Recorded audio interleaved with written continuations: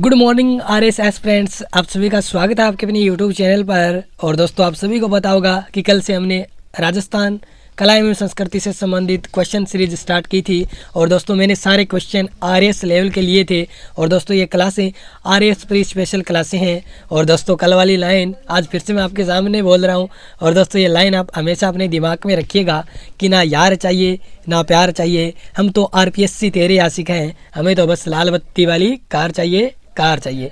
और दोस्तों, इसके अलावा एक और मोटिवेशन लाइन हो जाए। और दोस्तों, ये जो लाइन है आपको ऊर्जावान बनाएगी। और दोस्तों, यहाँ पे मैंने एक गीता से लाइन उठाई है कि निंदा से घबराकर अपने लक्ष्य को न छोड़ें, क्योंकि लक्ष्य मिलते ही निंदा करने वालों की राय बदल जाती है। दोस्तों, ये गीता ज्ञान है, ये भी आप याद रखिएगा। और दोस्तों, हमेशा आप अपने लक्ष्य को छोड़िएगा नहीं, ठीक है। तो दोस्तों, करते हैं आज की इस क्लास की हम शुरुआत। पहला क्वेश्चन देखिएगा कि भरतपुर के नोहे नामक स्थान पर मुगल कालीन जोक बाबा की विशाल मूर्ति कब मिली थी। दोस्तों, ऐसे क्वेश्चन आरएस लेवल की ये क्वेश्चन है तो आते हैं। तो ये जोक बाबा या यक्ष मूर्ति हम कहते हैं, ये कब मिली थी? तो ये मिली थी दोस्तों 1933 में। सी नंबर ऑप्शन राइट हो जाएगा। अब दोस्तों देखिएगा, नोहे सभ्यता की बहुत ही इंपॉर्टेंट बातें जो आरएस प्री की दृष्टि से इंपॉर्टेंट है वो मैं आपके सामने रख रहा हूँ। जैसे दोस्तों, इसका उत्खनन है वो रतन चंद्र अग्रवाल के द्वारा 1963-64 में किया गया था, ठीक है। पहला जो पॉइंट है आपको याद रखना है। दूसरा देखिएगा दोस्तों, यहाँ पर महाभारत काल से लेकर संघ सातवाहन तक की 5 संस्कृतियों के अवशेष मिले हैं। और दोस्तों, यहाँ पे वो 5 संस्कृतियाँ जिनके अवशेष मिले हैं तो आप देखेंगे ताम्र युगीन, आर्यकालीन, महाभारत कालीन, संघ सातवाहन सभ्यता के अवशेष मिले हैं। और दोस्तों, सबसे इम्पोर्टेंट यहाँ पे 5 संस्कृतियों के अवशेष मिले हैं। इसके अलावा ये पॉइंट है कि यहाँ से कुषाण नरेश, हुविसिक एवं वासुदेव के सिक्के मिले हैं। तो दोस्तों, एक कुषाण नरेश है जिनका नाम है हुविसक, और इसके अलावा वासुदेव के सिक्के भी मिले हैं। तो आपको दोस्तों ये लाइन भी याद रखनी है, इंपॉर्टेंट लाइन है। नेक्स्ट क्वेश्चन देखिएगा दोस्तों। ये क्वेश्चन दोस्तों राजस्थान के मंदिरों से संबंधित है कि ओसिया के मंदिरों में नारी का अंकन किस प्रकार किया गया है। यानी ओसिया दोस्तों जो कि जोधपुर में है, और जहाँ पे जो मंदिर बने हुए हैं उनमें नारी का अंकन हुआ है। तो आपसे पूछा जा सकता है कि नारी का अंकन किस प्रकार हुआ है। तो दोस्तों, यहाँ पे ऑप्शन आपको दिए गए हैं।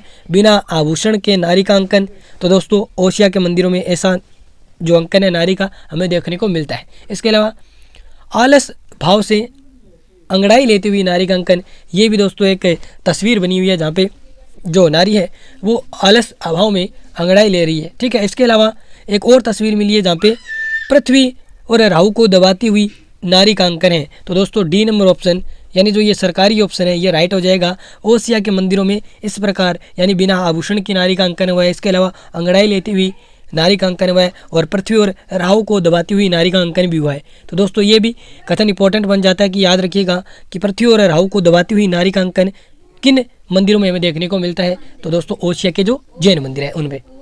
नेक्स्ट देखिएगा 3 नंबर क्वेश्चन। ये क्वेश्चन भी बहुत इंपॉर्टेंट है कि बांसवाड़ा जिले के किस गाँव को पाणवारू गाँव या फिर इसका शाब्दिक अर्थ होता है पत्थरों वाला गाँव कहा जाता है, ठीक है। पाणवारू गांव का मतलब क्या होता है? पत्थरों वाला गांव। तो दोस्तों, किस गांव को कहा जाता है?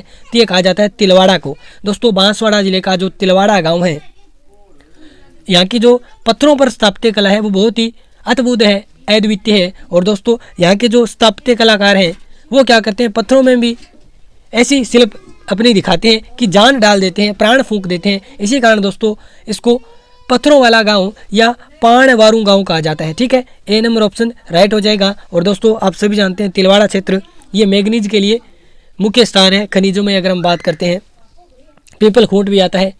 नेक्स्ट देखिएगा दोस्तों, ये क्वेश्चन भी बहुत ही इंपॉर्टेंट है कि गजरा का मकबरा राजस्थान के किस जिले में स्थित है? बीकानेर में, जयपुर में, अलवर में, धौलपुर में। तो दोस्तों, गजरा का मकबरा याद रखिएगा धौलपुर जिले में स्थित है। डी नंबर ऑप्शन राइट हो जाएगा। अब हम बात करते हैं कि इसका निर्माण किसने करवाया। तो दोस्तों, इसका निर्माण करवाया धौलपुर रियासत के राजा भगवत सिंह ने। और दोस्तों, इनकी एक प्रेमिका थी जिसका नाम था गजरा, और उसकी याद में दोस्तों यहाँ पे मकबरा बनाया गया। इसलिए आप याद रखिएगा गजरा की याद में किसने मकबरा बनाया? तो राजा भगवत सिंह ने। किस रियासत के राजा थे? धौलपुर के। कब बनवाया? तो ये तारीख आपको याद नहीं रखनी है, 1836 से 18 1973 में बनवाया। तो ये आपको राजा भगत सिंह का शासनकाल है, आपको याद नहीं रखना है। और दोस्तों यहाँ पे एक क्वेश्चन और बन जाता है कि जो क्रांति के समय 1857 की क्रांति के समय धौलपुर रियासत के राजा कौन थे? भगवंत सिंह। और दोस्तों धौलपुर एकमात्र ऐसी रियासत थी जहाँ पर विद्रोह बाहर के क्रांतिकारियों ने किया था। और दोस्तों इस विद्रोह को दबाने के लिए सैनिक भी बाहर से आए थे। बहुत इंपॉर्टेंट लाइन है आरएस की दृष्टि से, ठीक है, पूछी जा सकती है आपसे, याद रखिएगा। नेक्स्ट देखिएगा कि प्रतिहारकालीन मूर्तियों में किस काल की मूर्तिकला का प्रभाव है? यानी जो प्रतिहारकालीन जो मूर्तियां हैं, जिसे हम महामारू शैली बोलते हैं, गुर्जर प्रतिहार जो शैली है स्थापत्य कला की, उसको हम महामारू शैली भी बोलते हैं। तो जो प्रतिहारकालीन मूर्तियां बनाई गई है, उन मूर्तियों पर किस कला या किस काल का प्रभाव देखने को मिलता है? तो दोस्तों इस पर गुप्त काल का प्रभाव देखने को मिलता है, ठीक है, याद रखना। ए नंबर ऑप्शन राइट हो जाएगा। नेक्स्ट देखिएगा दोस्तों, सबसे इंपॉर्टेंट क्वेश्चन कि किस दुर्ग की समीपवर्ती पहाड़ियों के नाम श्वेत, नील, हेमकूट, निषाद, हिमवत या फिर गंधमादन आती है? यानी ऐसा दुर्ग जिसके चारों ओर कुछ पहाड़ियाँ हैं और पहाड़ियों के नाम आपको दिए हैं श्वेत, नील, हेमकूट, निषाद, हिमवत या गंधमादन। तो दोस्तों ऐसा दुर्ग कौन सा है? तो वो कुंभलगढ़ दुर्ग है। यहाँ से आप दोस्तों हेमकूट पहाड़ी के नाम से आप समझ सकते हैं, क्योंकि दोस्तों हेमकूट पहाड़ी पे ये कुंभलगढ़ किला बना हुआ है। अब देखिएगा दोस्तों, बात कर लेते हैं जो कुंभलगढ़ किला है या दुर्ग है दोस्तों, ये अरावली की 13 पर्वत चोटियों से सुरक्षित है। यानी अभी मैंने आपको नाम बताए ऊपर कुछ पहाड़ियों के, श्वेत, नील, ठीक है, हिमवत, निषाद, इस प्रकार मैंने आपको नाम बताए। और दोस्तों याद रखिएगा, कर्नल जेम्स टोड ने क्या कहा है? कुंभलगढ़ दुर्ग को राजस्थान का एट्रुस्कन कहा है, ठीक है। और दोस्तों एट्रुस्कन क्यों कहा है? तो दोस्तों ये इसलिए कहा है क्योंकि कुंभलगढ़ दुर्ग में जो सुदृढ़ प्राचीन बुर्ज हैं या फिर कंगूरे हैं, उनके कारण इनको ये उपमा दी है। अब दोस्तों आप आरएस एस्पिरेंट है तो आप दोस्तों एट्रुस्कन जो दुर्ग है उसके बारे में आप कमेंट बॉक्स में बताइएगा कि ये जो एट्रुस्कन दुर्ग है इसका निर्माण किसने करवाया, ये फिर कहाँ पर स्थित है, ठीक है, किस देश में बना हुआ है, ये आपको बताना है। नेक्स्ट देखिएगा, बहुत ही इंपॉर्टेंट क्वेश्चन दोस्तों, ऐसे क्वेश्चन पूछे जाते हैं या फिर हम इस क्वेश्चन को कह सकते हैं कि जो राजस्थान के प्रमुख व्यक्तित्व हम कह सकते हैं या फिर जो स्वतंत्रता आंदोलन के मुख्य जो नेता हैं उनके बारे में हम कह सकते हैं कि क्वेश्चन पूछा जाता है कि राजस्थान का एक ऐसा दुर्ग जिसमें स्वतंत्रता आंदोलन के समय मथुरा दास माथुर, फतेहराज जोधी, गणेशी लाल व्यास और तुलसीदास राठी आदि नेताओं को दुर्ग में नजरबंद किया गया। किस दुर्ग में नजरबंद किया गया? जालौर का किला, अलवर का किला, भटनेर का किला, जैसलमेर का किला। तो दोस्तों याद रखिएगा, ये जो इतने नाम लिखे हुए हैं ऊपर कि जो मथुरा दास माथुर हैं, फतेहराज जोधी हैं, गणेशी लाल व्यास हैं, तुलसीदास राठी हैं, आदि नेताओं को जालौर किले में नजरबंद किया गया था, ठीक है। इसके अलावा जालौर किले में और किस स्वतंत्रता सेनानी को गिरफ्तार किया गया, नजरबंद किया गया, ये भी आप कमेंट बॉक्स में बताइएगा, ठीक है। नेक्स्ट देखिएगा, चतरा चौथ का त्यौहार कब मनाया जाता है? तो दोस्तों ये नीचे आपको लिखा हुआ पता चल गया होगा कि जो चतरा चौथ है जिसे हम गणेश चतुर्थी कहते हैं, ये भाद्रपद शुक्ल चतुर्थी को मनाई जाती है। अब दोस्तों याद रखिएगा, एक इंपॉर्टेंट बात मैं आपको बता रहा हूँ चतरा चौथ के बारे में, ठीक है। चतरा चौथ को हम गणेश चतुर्थी भी कहते हैं क्योंकि भाद्रपद शुक्ल चतुर्थी को ये त्यौहार मनाया जाता है। अब दोस्तों यहाँ पे देखिएगा कि इस दिन नवविवाहित युवकों के सिंजारे भेजे जाते हैं। यानी जो नव विवाहित युवक हैं उनके सिंजारे इस दिन भेजे जाते हैं। कब? भाद्रपद शुक्ल चतुर्थी यानी गणेश चतुर्थी के दिन या फिर चतरा चौथ भी इसे बोलते हैं। अब दोस्तों आपसे क्वेश्चन है कि जो नव विवाहित युवती है उनके सिंजारे कब भेजे जाते हैं, ये आप कमेंट बॉक्स में बताइएगा। नेक्स्ट देखिएगा 9 नंबर क्वेश्चन। ये क्वेश्चन दोस्तों पीछे भी आई थिंक कौन सा एग्जाम हुआ था उसमें ये पूछा गया था, आरडी से संबंधित।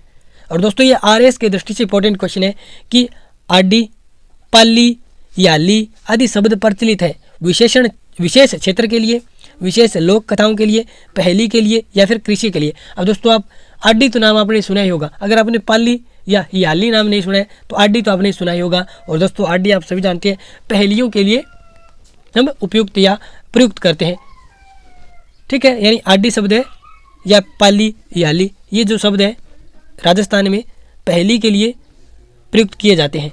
अब देखिएगा दोस्तों, अब क्वेश्चन आरएस में थोड़ा डीप से पूछा जा सकता है कि आपसे पूछा जा सकता है कि जो ये आरडी है या फिर पहेली है, इसके मुख्य अंग या तत्व कौन से होते हैं? तो दोस्तों इसमें दो तत्व होते हैं, एक तो बुद्धि चातुर्य और दूसरा उस बुद्धि चातुर्य के माध्यम से एक ऐसी दोहा टाइप एक बनाया जाता है जिसमें बहुत गूढ़ार्थ छिपा होता है। ठीक है, तो इसके दो मुख्य तत्व हैं, बुद्धि चातुर्य और गूढ़ार्थ। याद रखिएगा, लिख लीजिएगा इनको।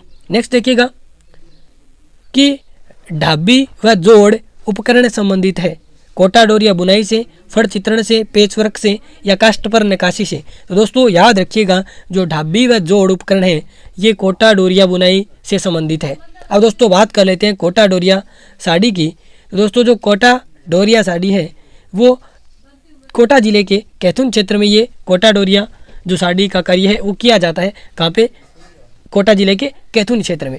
अब दोस्तों याद रखिएगा, जो नकली कोटा डोरिया साड़ी है उन पर अंकुश लगाने के लिए 1999-2000 में जो केंद्रीय कानून भौगोलिक चिन्हीकरण यानी जिसे हम जीआई टैग अधिनियम बोलते हैं उसके अंतर्गत कोटा डोरिया को पेटेंट करवाया गया। और दोस्तों इस कानून के तहत कोटा डोरिया के नाम से नकली उत्पाद बेचना अपराध है। ठीक है, नेक्स्ट देखिएगा दोस्तों, यहाँ पे एक लाइन और आपसे मैं साझा कर लेता हूँ कि जो कोटा डोरिया है इसका अर्थ क्या है। तो दोस्तों याद रखिएगा, कोटा में धागे से निर्मित की जाने वाली साड़ियाँ, ठीक है, ये कहलाती है कोटा डोरिया साड़ियाँ। और दोस्तों अब कोटा डोरिया का जो इतिहास कब से प्रारंभ होता है, और दोस्तों ये आप कमेंट बॉक्स में बताइएगा, कोटा डोरिया साड़ी का इतिहास यानी कौन इसको लाता है, यहाँ पे राजस्थान में ये किस प्रकार ये फली यानी भूत होती है, ये आप सारे कमेंट बॉक्स में बताइएगा कोटा डोरिया का इतिहास। ठीक है, तो दोस्तों ये थी आज की हमारी क्लास। आपको कैसी लगी क्लास? और दोस्तों जल्द ही हम जो RS प्री की दृष्टि से जो राजस्थान हिस्ट्री और राजस्थान ज्योग्राफी की क्लास है वो भी मैं लाने की कोशिश करूँगा। और दोस्तों मिलते हैं कल वाली क्लास में। धन्यवाद।